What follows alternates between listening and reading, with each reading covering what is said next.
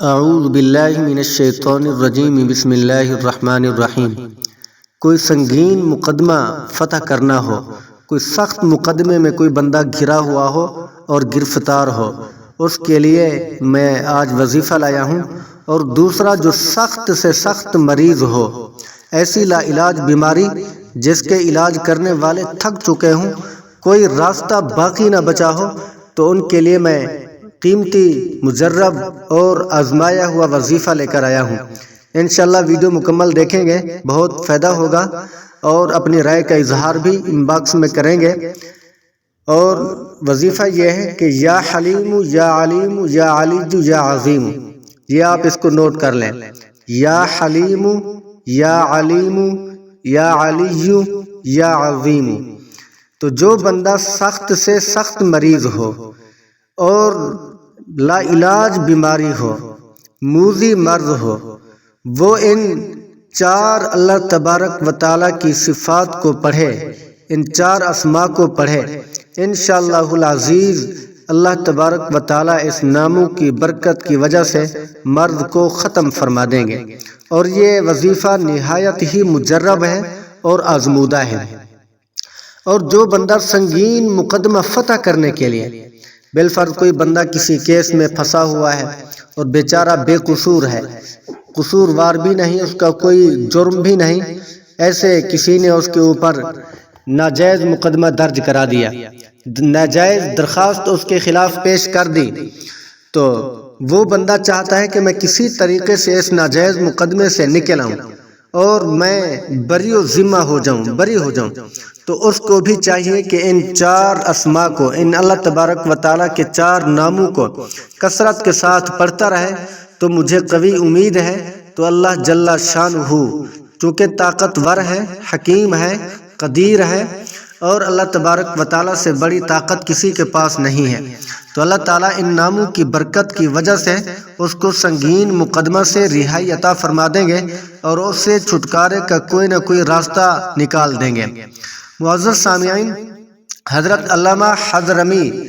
رحمت اللہ علیہ نے ان اسماء کو پڑھ کر 4000 آدمیوں کے لشکر کو بڑے ذخار دریا سے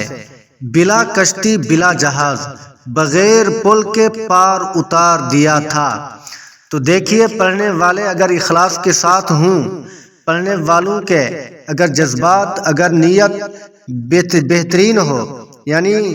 اللہ تبارک و تعالیٰ کے ساتھ کامل یقین رکھنے والے ہوں اور اللہ تبارک و تعالیٰ کی ذات کے اوپر مکمل بھروسہ رکھنے والے ہوں، تو اللہ تبارک و تعالیٰ ایسے ان کو کامیابی عطا کرتا ہے، ایسے ان کے بغیر اسباب کے، بغیر ہتھیار کے ان کو بلند و بالا مقام عطا فرما دیتا ہے، اور دشمن کی چال بازیوں سے، مکاریوں سے نجات عطا فرما دیتا ہے۔ 4000 آدمی تھے، ان کا بڑا لشکر تھا، اور حضرت علامہ حضرمی رحمت اللہ علیہ نے ان اسماء کو پڑھا تھا کہ یا حلیم یا علیم یا علی یا عظیم، تو اللہ تعالیٰ نے بلا کشتی، بلا جہاز اور بغیر پل کے پار اتار دیا تھا۔ تو اس دعا سے خشک ریگستان میں خدا نے، اللہ تبارک و تعالیٰ نے حضرت علی رضی اللہ تعالیٰ عنہ کے لیے مینہ برسایا تھا۔ حضرت علی رضی اللہ تعالیٰ عنہ حضور کے صحابی ہیں اور حضور کے جانثار صحابی ہیں، تو دیکھیے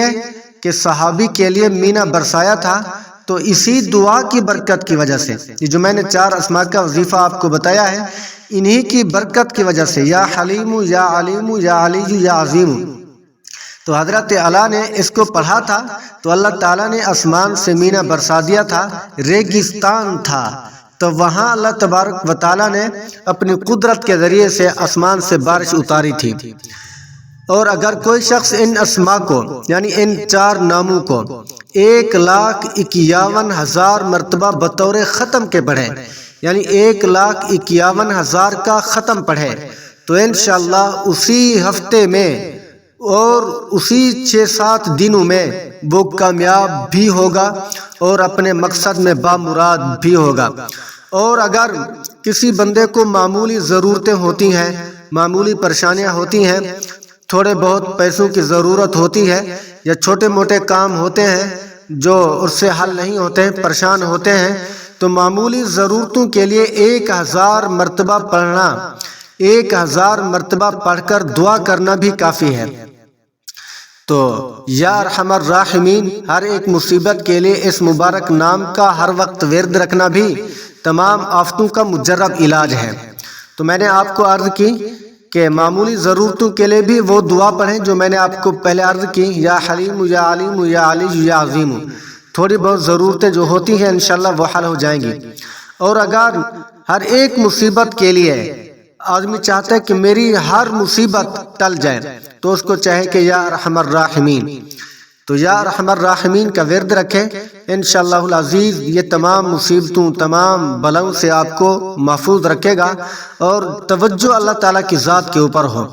اور یقین اللہ تبارک و تعالیٰ کی ذات کے اوپر ہو۔ اور دوسرا، حضرت زید رضی اللہ تعالیٰ عنہ کو ایک وقت ایک جلاد